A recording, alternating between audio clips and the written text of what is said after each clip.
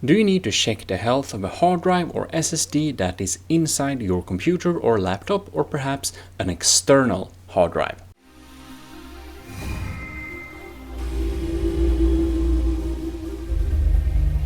Well, hello and welcome to Jimmyism Total Knowledge channel. Well, in this tutorial I'm going to show you. It is very easy, but you do need a software. You can find a link in the description. It's called Crystal Disk Info. There are several versions. The standard versions is useful for most people, and the Shizuku and Kurei versions are kind of weeby versions, which of course we will go with. After downloading the file, you can then install the software. It is just to accept the terms and go through with the installment. When you are done, you can launch Crystal Disk Info. And here we have it. The software is now complete.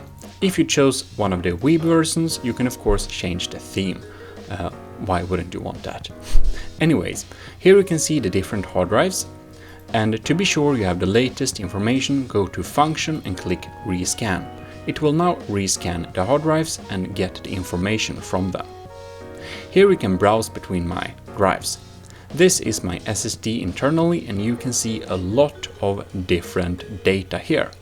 However, what you only need to look for is the health status. So basically, if the health is good, you don't need to worry. You can see like write error rate and stuff like that down here.